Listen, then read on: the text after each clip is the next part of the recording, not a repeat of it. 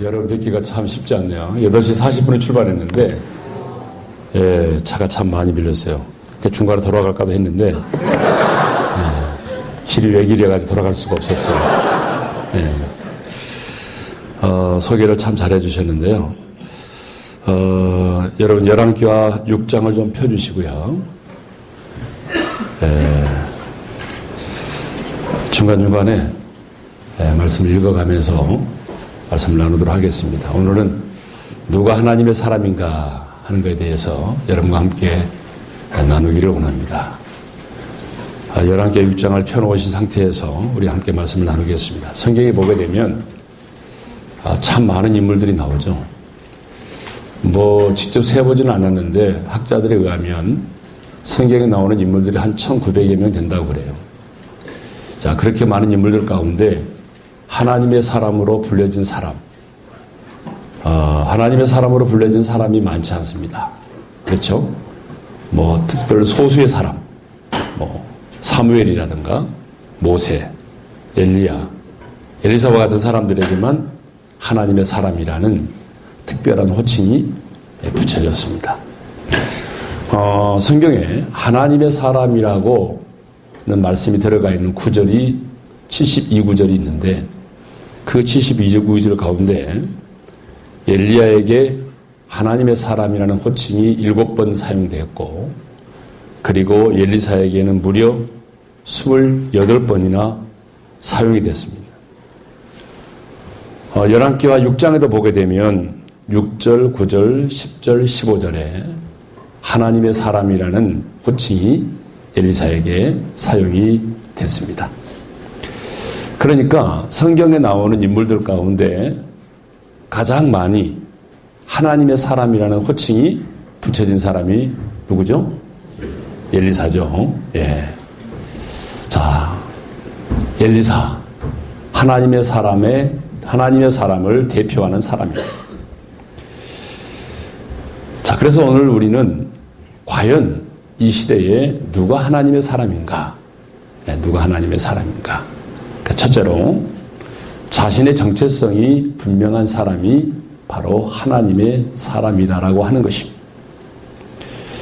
하나님의 사람, 하나님께 속한 사람이죠. 신약에 오게 되면 예수를 믿고 하나님의 자녀가 된 사람들을 가리켜서 하나님의 사람이라고 말합니다. 여러분, 우리가 예수를 믿어야 되는 여러 가지 이유가 있는데 여러분, 우리가 왜 예수를 믿어야 될까요? 자, 예수를 믿게 되면 죄와 죽음의 법에서 해방되죠. 자, 예수 믿으면 하나님의 자녀가 됩니다. 최근에 저희 교회에서 로마서 8장 강의하면서 아빠, 아버지에 대한 말씀을 많이 묵상하고 있는데 제 자신도 은혜를 많이 받고 있습니다. 의무감으로 하나님을 아빠, 아버지라고 부르는 게 아니잖아요. 여러분, 성경에 보면 누구도 하나님을 아빠, 아버지라고 부를 수 있는 사람이 없습니다. 그렇죠? 구약의 위대한 지도자도 하나님을 아빠, 아버지라고 부르지 않았어요. 하나님의 마음에 합한 자였던 다윗도 하나님을 향해서 아빠, 아버지라고 부르지 않았어요. 유일하게 하나님을 아빠, 아버지라고 부를 수 있었던 분은 인간의 몸을 입고 이 땅에 찾아오신 예수 그리스도 한 분밖에 없습니다. 하나님의 외아들 독생자 예수 그리스도 그분만이 겟세마네 동산에서 기도할 때도 아빠, 아버지라고 부르고 기도하셨어요. 그런데 오늘 우리가 예수를 믿게 되면 우리도 양자의 영을 받아서 하나님을 아빠, 아버지라고 부를 수 있게 된 거죠. 여러분, 피조물인 우리가, 피조물의 수준에 머물러 있던 우리들이 하나님을 향해서 이 세상을 만드신 이 천지 만물을 창조하신 그 하나님을 향해서 아빠, 아버지라고 부를 수 있다고 하는 것. 여러분, 이것보다도 놀라운 축복이 어디 있겠습니까? 그렇죠? 그런데 법적으로 의무감 때문에 아빠, 아버지라고 부르는 게 아니란 말이에요. 이 세상에는요, 마음은 없지만 의무감 때문에 어쩔 수 없이 아버지를 부르는 사람들이 있어요. 그러나 우리 하나님은 우리로 하여금 의무감이 아닌 그 아들의 영을 우리 마음 가운데 부어주셔서 우리의 마음속 깊은 곳에서부터 우러나오는 사랑의 감정을 가지고 친밀함을 가지고 하나님을 아빠, 아버지라고 부를 수 있게 해주셨습니다. 하나님을 향해서 아빠, 아버지라고 부르는 것만도 감사한데 아빠, 아버지라 부르짖느니라 그분에게 부르짖어 기도할 수 있게 해주셨습니다. 전능하신 하나님, 그리고 우리에게 가장 선한 것을 주기를 원하시는 하나님, 그렇죠? 예수님 말씀하셨잖아요. 너희가 악한 자라도 자식에게 좋은 것을 줄 줄 알거든 하물며 하늘에 계신 너희 아버지께서 구하는 자에게 좋은 것 주시지 않겠느냐. 가장 좋은 것 주기를 원하시는 그 아빠, 아버지에게 우리가 기도하여 응답을 받고 그 아버지의 품속에 인생을 산다는 것, 여러분 참 놀라운 축복이죠. 네. 자, 우리가 예수를 믿는다는 것, 영생을 얻기 위해서 믿죠. 그런데 여러분, 예수를 믿는다고 하는 것은 관념이 아닙니다. 제가 참 목회자로서 한국교회를 바라보면서 안타까운 게 하나 있습니다. 신앙생활이 하나의 관념이 되어 있다는 거예요. 신앙생활은 관념이 아닙니다. 실제입니다. 실제. 여러분, 신앙생활은 너무너무 실제죠. 여러분 안 그래요? 여러분 연애소설을 읽는 거하고 연애는 다르잖아요. 그죠? 여러분 연애 안 해보셨어요? 연애를 하는 것과 여러분 연애소설을 읽는 것은 달라요. 연애소설 100권을 읽어도 의미가 없어요. 예? 실제로 연애를 해봐요. 연애는 실제잖아요. 그렇죠? 함께 만나고 차를 마시고 함께 구경하고 어때요? 또 깊어지면 스킨십도 하고 뭐 그러잖아요. 실제잖아요. 신앙생활은 실제예요. 그래서 성경은 우리가 예수를 믿으면 예수 믿는다는 것을 무엇으로 설명하냐? 관계로 설명한다. 관계. 예. 우리가 예수를 믿는다. 그러면 신분이 바뀌어지잖아요. 가장 먼저 우리 가운데 일어나는 변화는 신분의 변화입니다. 예수를 믿으면 우리 가운데 가장 먼저 일어나는 변화가 무슨 변화라고요? 신분의 변화. 신분의 변화가 주어지는 거죠. 그래서 이제 우리가 하나님의 자녀가 되는 것이고, 그래서 하나님을 아빠, 아버지라고 부를 수 있게 되는 거죠. 그래서 하나님과 나와의 관계를 가지고 신앙생활을 설명하고 있습니다. 그래서 성경을 보니까 뭐라고 되어 있어요? 아버지와 아들의 관계. 내가 너에게 장가들었다. 신랑과 신부의 관계. 그렇죠? 예, 신랑과 신부의 관계도 실제죠. 여러분 그러잖아요.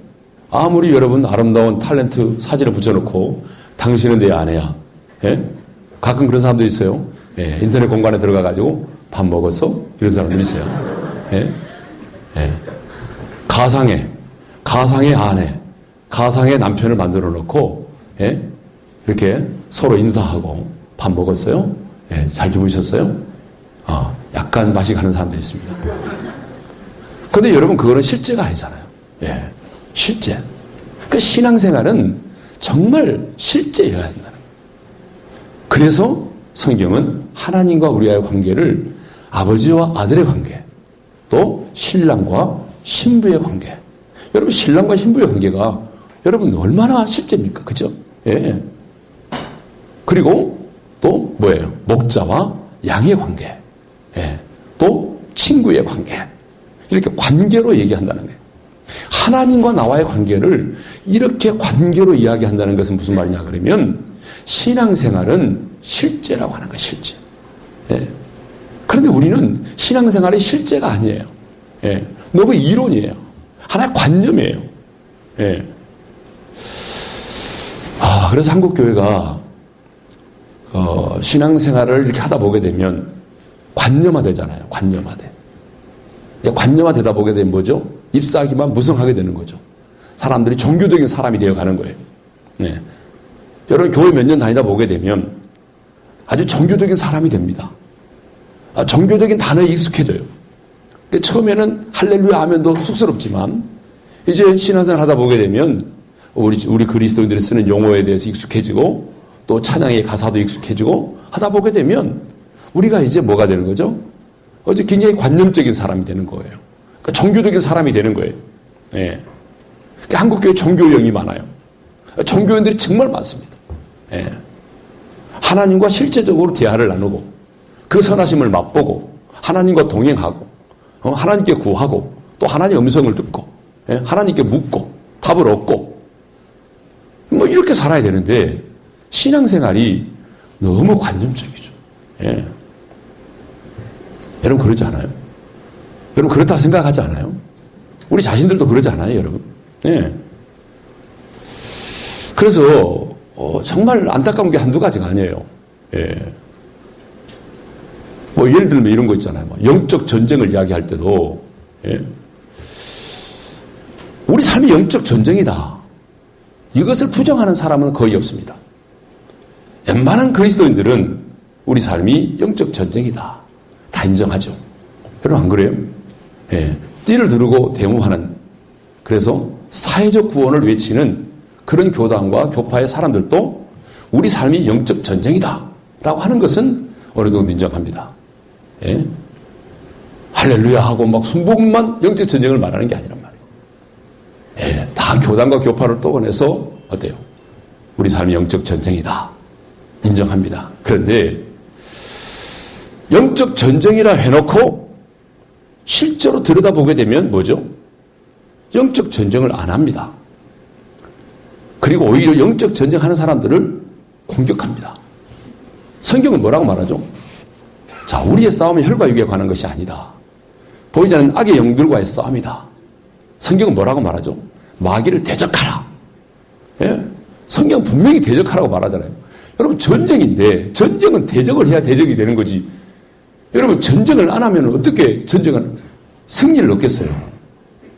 그러니까 우리 삶이 영적 전쟁이니까 하나님께서 우리에게 구원사적으로 가르쳐 준 게 있잖아요. 가나안 땅에 들어가서 해야 될 일이 뭐예요?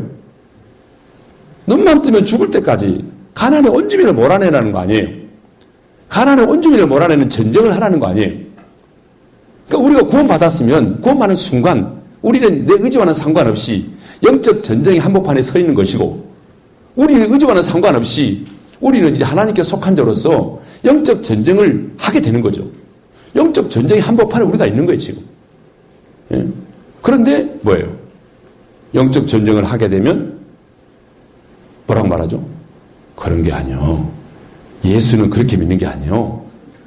점잖하게 믿어야지. 그러면서 오히려 영적 전쟁을 하는 사람들을 어때요? 터부시하고 정죄하고 예? 못하게 만들고 예. 그런 경우들이 얼마나 많은지 몰라요. 예전에 제가 상가교회에 있을 때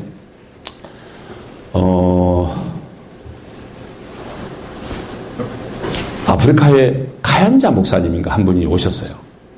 그분이 이제 이렇게 치유사역이라든지 축사가 뭔지 알죠? 귀신을 쫓아내는 사역을 많이 하신 분이에요. 근데 그분이 오셔서 영어로 설교를 하니까 통역이 필요했어요. 그래서 그때 당시에 이제 우리 교회가 조그마한 교회고 상가교회 의자 14개 놓고 예배 드릴 테니까 우리 교회 안에 통역할 사람이 별로 없었습니다. 그래서 교육자가 통해가지고 통역할 사람 모셔와라 그러더니 우리 교육자 한 분이 서울대학을 나와가지고 고급 영어를 하신 분이 계십니다. 고급 영어를 하신 분이 계신다고 그래서 그분을 모셨어요. 그래서 그분을 통역을 시켰는데 이분이 아주 오리지널 보수 교단에서 신앙생활을 하신 분입니다. 그러니까 나가라고 그러는데 이분은 뭐라고 하냐면 나가 주시기를 바랍니다. 이렇게 말합니다. 귀신에게 아주 존경하는 말을 쓰는 거예요. 나가 주시기 바랍니다. 여러분 귀신이 가는 곳곳마다 사람들로부터 멸시받고 천대받고 기분 나빴는데 뭐요? 나가 주시기를 바랍니다. 그 나가게 해서 기분 좋죠. 그런 얘기 들어보셨죠? 유머로 많이 돌아다니는데 뭐 한 중학생이 기도실에 들어갔는데 귀신 만났다고 그러잖아요. 귀신 만나면 찬송가를 부르라 그러니까 찬송가 생각이 안 나서 부른 게 당신은 사랑받기에 태어난 사람. 그 노래가 생각이 나더라고요. 맨날 그 노래만 부르니까 얘가 기도실에서 그래서 귀신에게 당신은 사랑받기에 태어난 사람 그 노래 불렀다잖아요. 귀신이 너무 감동을 받아요. 그런 적이 없었어. 맨날 나가 뭐 더러운 귀신 막 그렇게 정죄를 당하다가 갑자기 막 그런 존경을 받으니까 감동을 받아가지고 이렇게 불렀다잖아요. 감사해요. 깨닫지 못했었는데 내가 얼마나 소중한 존재라는 걸. 아주 우스운 얘기죠. 저는 실제로 이런 일은 일어나지 않았을 거라고 생각하는데 누군가가 만드는 이야기겠죠. 그러나 주는 의미가 있어요. 사람들이 우리 삶이 영적 전쟁이라고 말해도 어때요? 실제로 들어가게 되면 어때요? 영적 전쟁을 잘 못합니다. 오히려 영적 전쟁을 하는 사람들을 공격하죠. 예. 그러니까 저희는 이제 장로교잖아요. 장로교도 우리는 아주 합동, 요즘이나 거기다가 합동인데 합동이라고 부르는 사람도 있더라고요. 결코 합동이 아닙니다. 근데 우리 교단만 하더라도 보게 되면 이 영적 전쟁을 잘 못해요. 예. 그래서 우리 장로교 신자들은 특징이 뭐냐 그러면 열심히 성경 공부를 합니다. 성경 공부 정말 잘하죠. 뭐 큐티하죠. 우리 교만 해도 엄청나게 프로그램이 많습니다. 우리 교회도. 예. 어느 프로그램이 돌아간지도 모르겠어요. 제가. 너무 많아가지고. 예. 별거 다 합니다. 막 일반 상담까지 시키고, 막 영적 전쟁부터 시키고, 중보 기도, 뭐 온갖 뭐. 예. 그래서 교회 안에 막 프로그램이 진짜 많아요. 성질부터 시작해가지고 막 엄청나게 많습니다. 예. 크로스에이 뭐. 예. 그런데 신약 구약 쌍권총을 차고 매일 큐티하고 크로스웨이하고 그래서 막 실탄을 막 완전히 람보처럼 막 양쪽으로 두르고 막 양쪽 허리띠로도 두르고. 근데 문제는 쌍권총을 차고 있고 실탄은 많이 준비했는데 쏘아본 적이 없다는 거예요. 이게 문제라. 쏘아본 적이 없어요. 언제 총을 빼가지고 쏘아본 적이 있냐고 말이에요. 쏘아보지 않았어요. 예. 그래 나중에 신앙생활 하다 보니까 이제는 실탄이 너무 많아가지고 견디다 못해 쓰러질 때 그렇게 됐어요. 그래서 신앙생활 많이 하신 분들 보게 되면 다 이렇게 구부정하게 그냥 자체가 힘든 거예요. 신앙생활 자체가 힘든 거예요. 예. 근데 문제는 요즘에는 이제 많이 달라졌죠. 저 순복음. 예. 순복음, 오순절 계통의 순복음교회 성도들을 보게 되면, 뭐 지금은 좀 그렇지 않습니다만, 순복음교회 교인들을 보게 되면, 그 안에 뭐 특별히 제자훈련이라든가 사역훈련이라든가 뭐 큐티라든가 이런 거 없습니다. 예. 그냥 후영장 되면 빨간 가방 하나 주고, 그리고 자기 돈 내고 버스 타고 기도원에 한 달에 한 번씩 들어가서 다 자기 돈 냅니다. 순복음교회 다 자기 돈이에요. 우리 교인들은 절대 자기 돈 안 내려고 그럽니다. 예, 버스도 공짜로 타고 가려고 그래요. 밥도 주라고 그래요. 순복음은 공짜가 없어요. 자기 돈 내고 버스 타고 들어가서 밥도 사 먹고 아니면 금식하고 막 예배 끝나고 나면 막 주여 주여 주여 삼창하고 막 불러랄라 샤샤샤샤 SP 이렇게. 이게 순복음 칼라예요. 그 사람들은 별로 어때요? 실탄이 없어요. 실탄이 준비가 안 돼 있어요. 실탄이. 예. 근데 이 사람들은 특징이 있어요. 뭔가 좀 낌새가 이상하다. 자다가 뭐 가위 눌린다. 그러면 이분들은 자동으로 총을 쏴. SP 하면서 막 피로 박살을 내는 거예요. 막 쏴대는 거예요. 그러니까 빈총 맞고 귀신들이 놀래가지고 자빠지고 떠나가는 거예요. 그래서 순복음이 지역마다 큰 교회를 다 장악했어요. 장로교는 실탄만 준비하고 쏘아본 적이 없어요. 예. 이게 문제라는 게 한국 교회가. 지금 무슨 얘기 하다 이렇게 되는지 모르겠는데 하여튼 시간 되면 저는 마칩니다. 예. 정확하게 마칠 거예요. 25분에 마칠 겁니다. 예. 20분에 맞춰드릴까요? 예. 25분에? 30분까지. 제가 알기로는 10시 반에서 12시까지 알고 왔는데, 예. 네. 하여튼 시간을 맞추겠습니다. 이게 신앙생활이 너무 관념화되어 있어요. 예. 실제적이지 않습니다. 그러다 보니까 ip사하기만 무성한 거예요. 바리새인들처럼 종교적인 단어의 행동에 익숙해 있어요. 그러면서 내 기준을 가지고 다른 사람들을 판단하고 정죄하죠. 예, 이게 오늘 우리들의 모습이죠. 자, 지금까지 한 얘기를 좀 정리를 하겠습니다. 누가 하나님의 사람인가? 자신의 정체성이 분명한 사람이다. 하나님께 속한 사람이다. 예. 신약시대에는 예수를 믿음으로 하나님께 속한 사람이 하나님의 사람이죠. 그래서 바울은 믿음의 아들 디모데에게 편지하면서 디모데전서 6장 11절 12절에 이렇게 말하죠. 오직 너 하나님의 사람아. 한번 따라서 합시다. 오직 너 하나님의 사람아. 이것들을 피하고. 그것까지만 하겠습니다. 너희가 하나님의 사람이니까 이것들을 피해야 된다. 뭐냐? 피해야 될 것들이 앞에서 언급했던 것들이죠. 이단과 무익한 변론과 투기와 분쟁과 비방을 피하고 돈을 사랑하는 것을 피하고 그리고 자, 그 다음에는 뭐죠? 믿음의 선한 싸움을 싸우고 영생을 취하라. 뭐 그런 얘기를 하죠. 예. 왜 오늘 하나님의 사람인 우리들이 타락의 늪으로 빠져들어가는가? 왜 오늘 우리 이렇게 많은 젊은이들이 방탕한 삶을 살고 있는가? 예.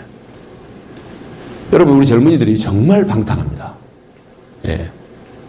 정말 방탕해요. 그래서 저희 교회에서는 다니엘 무브먼트라고 하는 운동 캠페인을 벌이고 있습니다. 그래서 이번에도 우리 대학생 아이들이 동숭로 대학로에 가가지고 거기서 우리가 퍼포먼스를 했어요. 예배를 드리면서. 우리 아이들이 주장하는 세 가지가 있습니다. 우리가 술을 마시지 않겠습니다. 우리 컨닝을 하지 않겠습니다. 우리 순결을 지키겠습니다. 이 세 가지를 픽게 들고 우리 아이들이 퍼포먼스를 하고 이번에도 한 250명 우리 대학생들이 가서 했어요. 여러분, 우리 대학생들에게 요즘 이런 얘기 하게 되면 대학생들이 아주 비아냥거립니다. 요즘 대학생들 뭐 컨닝하는 거 다반사고, 술, 어찌 내 줄을 멀리 하오리까 하면서 줄을 가까이 하죠. 뭐 대학생들 지방대학에 있는 아이들 방에 아침에 가보게 되면 쌓여있는 게 뭐예요? 아침 이슬. 쌓여있다잖아요. 엄청나게. 밤새도록 처먹는 거예요. 그런데 술을 마시지 않겠습니다. 우리가 순결을 지키겠습니다. 컨닝하지 않겠습니다. 이런 운동을 벌이거든요. 신앙생활 한다고 하는 분들이 당당하게 살지 못합니다. 내가 하나님께 속한 하나님의 사람이라고 하는 자신의 정체성이 분명하지 않기 때문에 그래요. 나는 누구인가?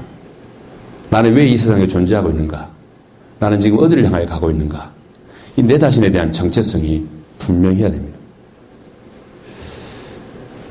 그래서 주님도 이렇게 말씀하셨어요. 요한복음 15장 19절에 너희가 세상에 속하였으면 세상이 자기의 것을 사랑할 것이나 너희는 세상에 속한 자가 아니요 또리어 내가 너희를 세상에서 택하였기 때문에 세상에 너희를 미워하느니라. 이 세상은 딱 두 종류의 사람밖에 없습니다. 어떤 사람이죠? 하나님께 속한 자, 세상에 속한 자. 여러분, 두 종류의 사람밖에 없습니다. 이 세상은 뭐 부자도 있고 가난한 자도 있고, 여러분 뭐 이렇게 거지 노릇하면서 13억을 번 사람도 있어요. 뉴스 보니까 얼마 전에 야, 그 벌이가 상당하대요. 길거리에서 빌어가지고 13억인가 12억을 모았어요. 야, 그 연봉이 장난이 아닙니다. 그런데 어떻든 간에 이 세상은 다양한 종류의 사람들이 있지만 분명한 사실은 딱 두 종류의 사람밖에 없습니다. 하나님께 속한 자, 세상에 속한 자. 교수님이 말씀하셨어요. 너희가 이 세상에 살면서 세상에 속하지 아니하고 내게 속해 있기 때문에 세상이 너희를 미워하느니라. 여러분, 세상이 우리를 미워하는 것은 당연합니다. 이거는 얘들 말로 당근이에요, 당근. 왜 저 사람이 나를 미워하지? 여러분, 미워해야 정상이라니까. 내가 세상에 살면서 세상 사람들로부터 다 칭찬만 받고 인정받으면 그 사람 소속이 분명하지 않은 사람이라니까요. 분명히 주님 말씀하셨어요. 너희가 세상에 살면서 세상에 속하지 않고 내게 속한 거로 세상이 너희를 미워한다. 우리의 소속과 신분이 달라졌기 때문에 세상이 우리를 미워한다는 거예요. 나를 박해했기 때문에 세상도 너희를 박해할 것이다. 경건하게 살고자 한다는 핍박을 받는다. 당연한 거죠. 그러니까 여러분 보세요. 좋은 관계를 맺다가도 이상하게 우리 성경 공부한 고객님 한번 나와볼래? 예수 얘기하고 교회 얘기하면 기분 나쁘잖아요. 열받잖아요. 예? 왜 그래요? 신분이 달라서 그래요. 신분이. 소속이 달라서. 그러니까 여러분 세상이 우리를 미워하는 것은 너무 지극히 당연한 거예요. 미워할 것도 없어요. 소속이 달라서 그런구나. 예. 그렇게 얘기를 마음으로만 해야죠. 그 사람 보고 네가 소속이 달라 나를 미워하는구나. 너와 나는 소속이 달라 이놈아. 이렇게 말하면 더 미워하게 되는 거예요. 예. 그래서 우리는 소속이 다르기 때문에 미움을 받는 거죠. 아무리 신앙생활을 오래 했을지라도 내가 하나님께 속한 하나님의 사람이라고 하는 것은 이 정체성이 분명하지 못하면 세상의 유혹을 이겨낼 수가 없습니다. 내 자신의 정체성이 분명하면 자, 내 옆에는 직원이 나를 미워해. 주는 것 없이 미워해. 교회 다닌다고. 그러면 뭐죠? 그래. 네가 세상에 속한 거로 나를 미워하는구나. 말씀이 내게 이루어지고 있구나. 주님, 그 말씀이 이루어지고 있네요. 지금 현장에서. 이렇게 생각하면 그 사람 미워하지 않아요. 그 사람이 믿게 안 보여요. 말씀이 이루어지고 있구나. 이렇게 생각하면 그 사람에 대해서 미움 감정이 생기지 않는단 말이에요. 그런데 내 자신의 정체성이 없는 상태에서 그 사람이 어때요? 하는 일마다 어때요? 계속해서 나에게 딴지를 걸고 안 좋게 얘기하면 내가 마음이 상하죠. 시험 들고 괜히 내 안에 미움의 감정이 생기고. 그래서 정말 우리가 중요한 것은 내가 하나님께 속한 내 자신의 정체성이 분명하게 되면 세상의 유혹을 이겨낼 수 있고, 그렇죠? 그 다음에 주변의 사람들과의 관계도 어때요? 내가 그 어려움들을 이겨낼 수 있다라고 하는 거죠. 고난과 핍박을 이겨낼 수 있습니다. 자기의 정체성이 분명한 사람은요, 흔들리지 않습니다. 흔들리지 않아요. 돈이 있든지, 돈이 없든지, 아니면 건강하든지, 아니면 장애가 있든지, 화려한 직업을 가졌든지, 고액의 연봉을 받든지, 월세에 살든지, 어떤 상황 가운데 있든지 간에 내가 하나님께 속한 하나님의 사람이라고 하는 이 정체성이 분명한 사람은 여러분 흔들리지 않아요. 예. 아니 이 친구가 연봉을 3억 받아요. 나는 3천을 받아요. 10배의 차이가 나도 그것 때문에 흔들리지 않는다 그 말이에요. 예. 그런데 우리는 내 자신의 정체성이 분명하지 않으면 흔들리죠. 왜 그러냐? 왜? 하나님께 속한 하나님의 사람이라고 하는 이 정체성이 분명한 사람은 흔들리지 않느냐 그러면 내 자신의 가치가 변하지 않기 때문에 그래요. 내 자신의 가치가. 제가 우리 교회에서 청년들한테도 그런 얘기 많이 했는데, 예. 아마 여러분 그런 얘기도 많이 들으셨을 거예요. 제 지갑에 5만원권이 있는지 모르겠는데 아마 있을 것 같아요. 예. 있네요. 자, 여러분, 이 5만원권 있잖아요. 5만원권입니다. 5천원이 아닙니다. 이 5만원권인데, 이 5만원짜리가요. 자, 이게 내 자신이라고 생각해 보세요. 내 자신. 근데, 인생을 살다 보게 되면요. 이게 사람들에 의해서 상처를 받아요. 구겨져. 내 마음에 상처를 받아서 내 마음이 엄청나게 구겨진다고, 이렇게. 예? 그리고 누군가에서 팔로 밟힘을 당한다고. 인생을 살다 보게 되면, 예? 누군가에서 이러면 안 되지만, 자, 이렇게 안 되지만, 이 사람당 얼굴이 보이네? 이렇게 팔로 밟힘을 당하기도 하고, 인생을 살다 보게 되면, 사람으로부터 상처를 받고, 그래서 배신을 당하고, 그러면서 온갖 이렇게 밟힘도 당하고, 이렇게 됐다 이거예요, 이게. 내 자신의 모습이 이렇게 된 거예요. 인생을 살다 보게 되면. 이 세상에 태어나면서 내가 이런 사람이 되리라고 생각하지 않았지만, 살다 보니까 내 인생이 이 모양이 되어 있는 거예요. 사람들에 의해서 상처받고, 짓밟힘 당하고, 멸시천대 당하고, 예? 비교당하고, 그러면서 이 모습이 됐어요. 자, 그런데 여러분 잘 보세요. 예. 이렇게 내가 밟힘을 당하고, 구김을 당했다고 그래서 이 5만원권의 지폐가, 가치가 떨어졌나요? 가치는 변한 게 없어요. 여러분, 이거 가지고 가세요. 지금 사용하면은 이 5만원권 그대로 사용할 수 있습니다. 그게 무슨 말이냐면 내가 하나님께 속한 하나님의 사람으로서 이 세상을 살아가면서 사람들에게 밟힘을 당하기도 하고 구김을 당하기도 하고 정말 인간적인 수모를 당하기도 했지만 그러나 내가 하나님께 속한 하나님의 사람이라는 내 자신의 정체성이 분명한 사람은 흔들리지 않는다. 왜? 내 가치가 흔들리지 않기 때문에. 오히려 보세요. 자, 이거를요. 활짝 펴가지고 여기 앞에 있는 자매님에게 하나님이라고 생각하고 싹 던지면요. 이게 잘 안 가요. 예. 그렇죠? 일부러 안 던집니다. 가져갈까 봐서. 예. 안 줄까 봐서. 예. 그런데요. 이걸 요렇게 구겨짐을 당하고 구겨지고 또 구겨지고 이렇게 구겨진 사람은요. 어때요? 던지면 잘 나갑니다. 안 던집니다. 네. 무슨 말인지 알겠죠? 안 되면 실험을 해보세요. 이따가 점심시간에. 무슨 말이냐면 이렇게 우리가 구김을 당하고 상처를 받고 하다 보게 되면 오히려 하나님께는 더 가까이 나간다. 더 빨리. 이 풍랑이 인연하여 더 빨리 갑니다. 찬송가의 가사처럼 여러분 우리가 더 빨리 하나님께로 가는 거예요. 근데 인생을 살아가면서 평탄하고 아무 문제 없고 그러면 이게요. 잘 가지 않아요. 아무리 던져도 안 갑니다. 하나님께로. 예. 무슨 말인지 알겠죠? 자, 고린도 후서 4장 7절과 9절에 보게 되면 이런 말이 있어요. 우리가 이 보배를 질그릇에 가졌으니 이런 말이 있습니다. 한번 따라서 합시다. 우리가 이 보배를 질그릇에 가졌으니. 자, 이 보배가 누구죠? 예, 보배, 소주 이름이 아닙니다. 보배, 예수 그리스도죠. 자, 예수 그리스도. 질그릇은 누구예요? 우리 자신이죠. 여러분, 우리 자신이 질그릇과 같죠.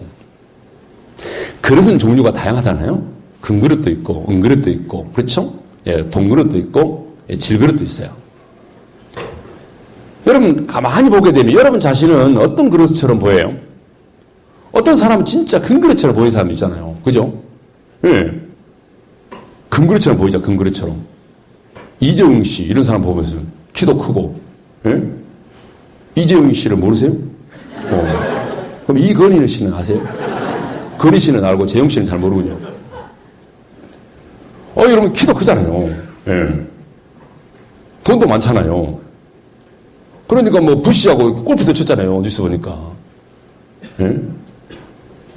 어떻게 보게 되면 인간적으로 보게 되면 금그릇처럼 보이잖아요. 우리 주변에 어떤 사람 보세요. 예? 진짜 얼굴에 견적이 안 나올 정도로 완벽해요. 예? 가문도 좋죠? 달란트도 많죠? 금그릇 같은 사람이 있어요. 근데요, 중요한 것은 그릇의 가치는요, 무엇이 결정하느냐면 그 그릇이 무엇을 담고 있느냐에 따라서 그 그릇의 가치가 결정된다는 거예요. 무슨 말인지 알겠죠? 여러분, 아무리 금그릇 있죠, 금그릇. 예? 저 어릴 때 보게 되면 우리 형수 씨 이런 분들 시집 올 때 요강을 갖고 왔어요. 요강 아세요? 요강을 아세요? 예. 옛날에는 화장실이 저 멀리 있고 그러니까 옛날에는 다 노수로 된 요강이 나중에 스테인리스로 바뀌었어요. 예. 그러면 이제 보세요. 거기다가 오줌을 담으면 요강이 되는 거죠. 여러분, 아무리 금으로 만들었지만 거기에 담배꽁초를 떨어뜨려서 담배꽁초를 쌓아놓으면 잿더리가 되는 거예요. 잿더리, 제러리. 예. 미국 사람들은 잿더리 가면 제러리 이렇게 해요. 예. 제가 미국에서 잠깐 한 3주 정도 있으면서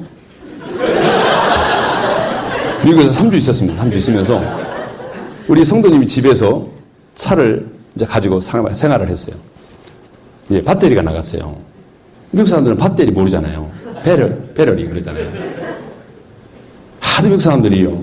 알바람을 돌리니까 미국 갔다 온 친구들 중에서 어때요? 영어를 잘하냐 못하냐 보면 이 알바람이 어떻게 해서 나타나, 알바람. 알바람을 얼마나 돌리느냐에 따라서 이게 오리지널인가 아닌가 드러나잖아요. 자꾸 사람들이 이제 막 알바람 와 돌리고. 그랬대 한 친구가 너 한국에 와가지고 내 앞에서 한 번만 배럴이 그러면 제러리가 날아간다.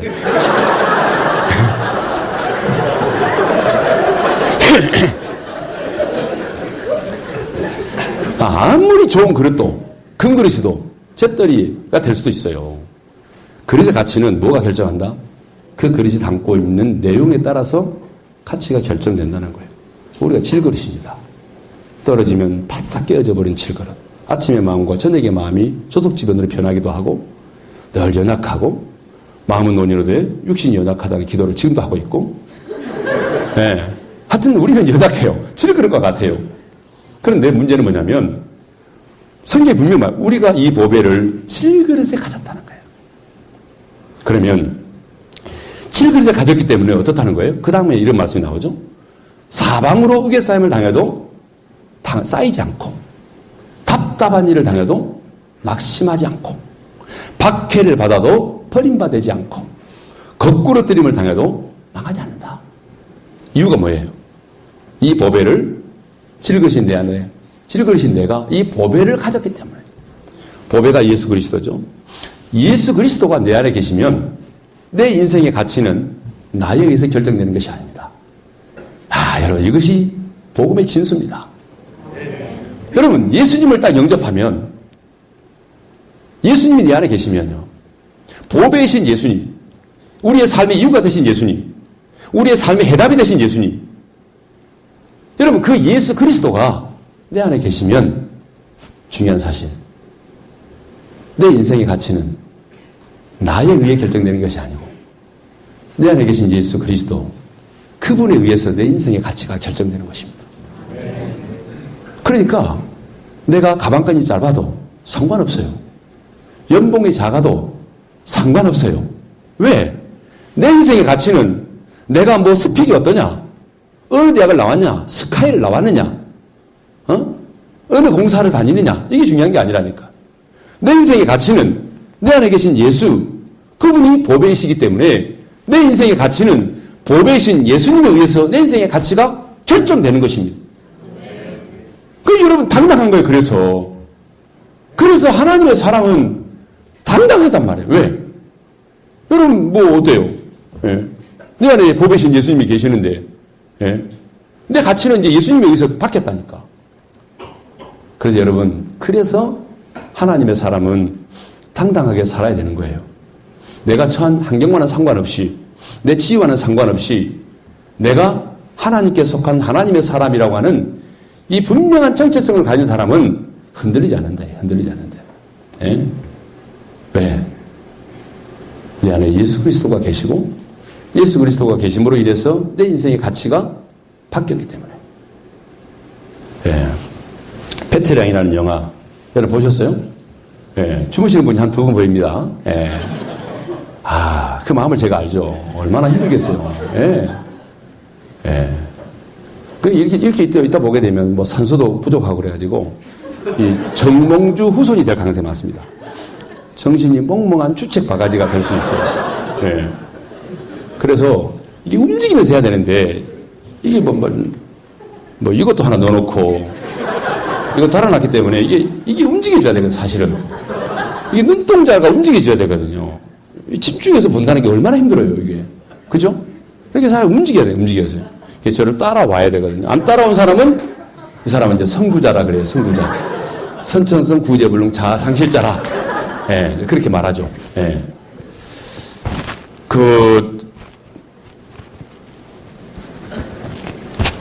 예전에 제가 어떤 목사님 교회에 가봤어요. 누구라고 말하지 않아도 TV를 많이 보신 분은 아실 거예요. 들고 있는 이 마이크가 예사롭지 않은 분 있죠. 방송용 마이크. 야구방망이처럼 길다란 거. 우리가 하는 분이 있습니다. 예.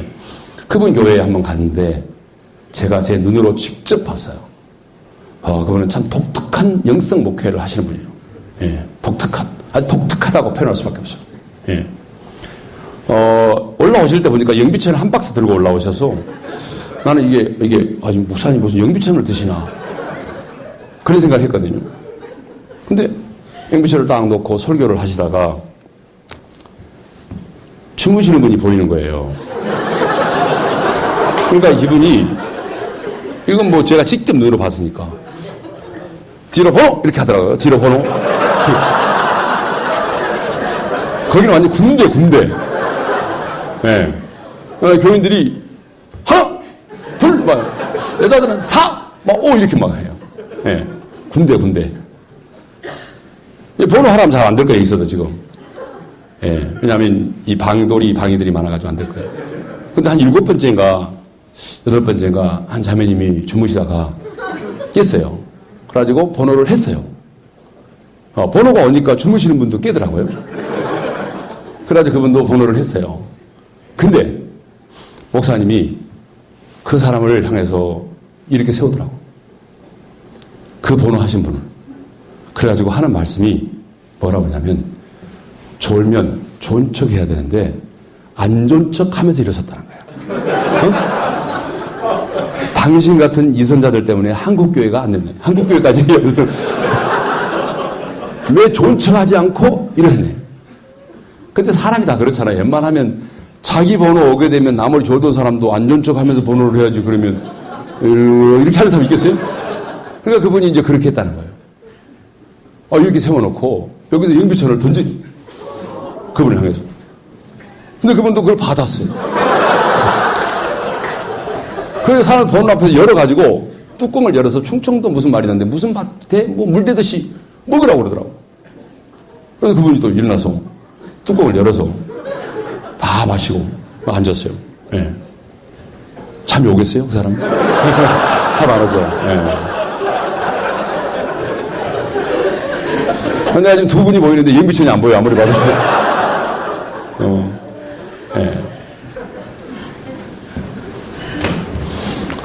자, 하나 했습니다, 이제 하나. 예. 예. 하나 했어요. 자, 두 번째. 누가 하나님의 사람인가? 성령의 역사가 있는 사람이 하나님의 사람입니다. 예. 여러분, 엘리사에게 언제 하나님의 사람이라는 호칭이 붙었습니까?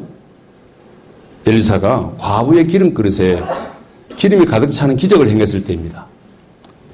엘리사는 선지생도의 미망인이 찾아와서 경제적 어려움을 호소할 때 밖에 나가서 많은 빈 그릇을 빌려오라고 말했어요. 그리고 이 여인이 두 아들과 함께 문을 닫고 그 그릇에 기름을 붓기 시작을 했는데 빌려온 모든 그릇에 기름이 채워지는 기적이 일어난 거죠. 그때 기적을 경험한 이 과부가 엘리사를 향해서 하나님의 사람이라 그랬어요. 하나님의 사람이라. 여러분, 엘리야가 언제부터 하나님의 사람이라는 호칭이 붙여진지 아십니까? 죽은 사르밧 과부의 아들을 살리는 기적을 행했을 때입니다. 그때에 사르밧 과부는 자신의 아들이 죽었다가 다시 살아나는 기적을 경험했을 때에 이렇게 말합니다. 열왕기상 17장 24절인데 여인이 엘리야에게 이르되 내가 이제 당신은 하나님의 사람이시오 당신의 입에 나오는 여호와의 말씀이 진실한 줄 아노라. 하나님의 사람이라는 호칭이 아무렇게나 붙인 게 아니었어요. 성령의 능력으로 하나님이 행하신 놀라운 기적이 일어났을 때 그 사람을 향해서 하나님의 사람이라는 호칭을 사용했던 것이죠. 그렇습니다. 제가 목회를 해보니까요. 목회는 이게 죽은 영혼을 살리는 것이 목회잖아요. 성령의 역사가 아니고서는요. 한 영혼도 살릴 수 없어요. 제가 그래서 우리 교육자들한테 늘 그런 얘기 합니다. 신학교에서 가르치는 이 신학의 학문은 성도들을 어느 정도 지식적으로 알게 하고 또 성장하는 데는 도움을 줄 수는 있어요. 그런데 죽은 영혼을 살리는 게 중요하잖아요. 1차적으로 뭐예요? 죽은 영혼을 살리는 게 목회잖아요.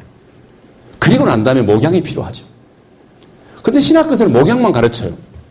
근데 죽은 영혼을 살리는 것은 성령이 역사하지 않고는요, 한 영혼도 살아날 수 없습니다.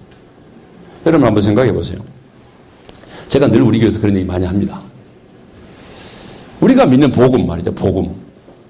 이 복음은, 이게 우리는 이 복음이 기쁜 소식이고 감격이 되지만, 이 정상적인 사람들, 약간 우리는 이제 거룩하게 미친 사람들이니까, 이 정상적인 사람들한테 보게 되면, 이 복음은요, 말이 안 되는 거예요.